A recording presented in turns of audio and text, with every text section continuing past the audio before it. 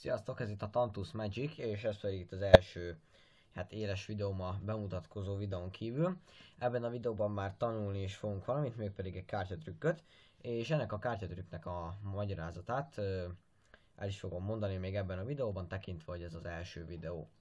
Még mielőtt elkezdeném, egy nagyon rövid szót ejtenék a itt látható kártya minőségéről. Ez a bűvészek kedvenc kártyája. Ez az úgynevezett Bicycle. Ja, doboza az ilyen. Ez ilyen régi. Szóval a doboza az ilyen. Hát ez egy ilyen 10% kedvezményre jogosító lap itt a tetején. Ez egy nagyon jó minőségű plastikkártya, a bűvészek nagy többsége ezt használja. Szóval nagyon jó minőségű kártya, nagyon jól lehet vele előadni mindenféle riffle shuffle és más milyen emeléseket, de a kártyák minőségéről majd inkább egy következő videóban szeretnék beszélni, most térjünk rá a trükkre. A trükk az úgy néz ki, hogy megkérjük a nézőt, hogy húzzon egy lapot. Hát most néző hiányában ezt én fogom kihúzni. Mondjuk húzza a néző ezt a kártyát. Ezt ide teszem, hogy lássátok. Na most, itt a ti lapotok, ezt meg is mutatom, én ezt nem látom. Tudom mennyire látszik, hogy jegyezzétek meg. Szuper. Megfogom, ide leteszem. Most megkérem a nézőt, hogy emeljen valahol. Mondjuk emel itt, ez mindegy. És ide rátesszük a néző lapját, ugye itt a lapotok. Rátesszük. És az egészet ráemeljük. Most így kicsit összerázzuk a paklit, hogy lássátok, hogy sehol nincs rés, az egyik lap sem lóg ki. Ezt a nézővel is összerázathatjuk. És csettintünk egyet. Szerintem a ti kártyátok az a... Hát szerintem a Káró 4-es volt. Na most. Gondolom ez volt. Sőt biztos, hogy ez volt. Most nézzük ennek a trükknek a magyarázatát. Hozzá kell tennem, hogy ez egy nagyon alaptrükk. Azért is mondom el a magyarázatát, nem csak azért, mert első videó, hanem azért is, mert ez egy nagyon-nagyon alaptrükk. Ezt a bűvészek nagy többsége ismeri. Ez a te húzol egy lapot, én meg kitalálom, hogy melyik az kártyatrükköknek az alapja. A trükk az úgy néz ki, hogy megkérjük a nézőt, hogy húzzon egy lapot, ez akármelyik lehet, mondom. Mondjuk most húzza ezt.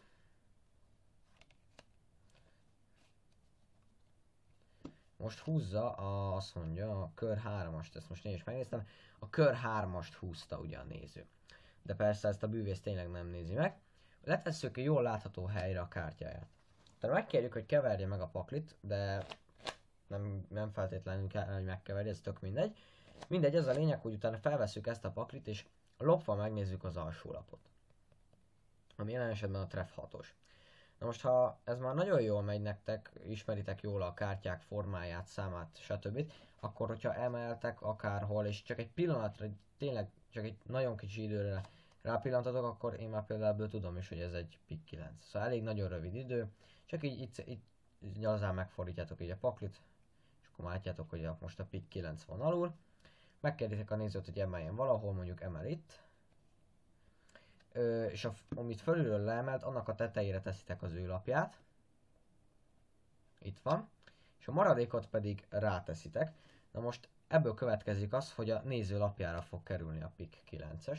Nem tudom, hogy így mennyire látszik. Szóval a néző lapjára fog kerülni ugye a pick 9-es. És így megfogjátok, és ezt az egészet így ráemelitek, puff. Összerázzátok a paklit, megmutatjátok, hogy sehol nem lóg ki semmi. Csettintetek, és nincs más dolgotok, mint megkeresni a pick 9-est. És mivel a pick 9-es az előbb a néző választott lapja fölött volt, és mivel fordítottunk a paklin, ezért most alatta lesz, ezért a pick 9-es fölötti lap, ez a kör 3-as a néző választott lapja. Na most ez érdemes úgy előadni, hogy nézegetitek a lapotokat, ti már megtaláltátok a úgynevezett vezetőkártyát, ami jelen esetben a pick 9. Már tudjátok, hogy mi a nézőlapja, de azért ti meg tovább nézitek, hogy ne legyen túl gyanús, hogy egyből meg lesz. nézitek kétszer-háromszor, átnézitek azt, kör 3. Hát igazából ez a trükk ez ennyi lett volna. Gyakoroljatok sokat. Kétszer-háromszor a tükör előtt elpróbáljátok, akkor tökéletesen fog menni. Még egy tanács ez a trükkhöz, hogy olyan embernek ne nagyon mutogassátok, aki már ismer kártyatrükköt, mivel elég hamar rá fog jönni, mint már említettem, ez egy alaptrükk.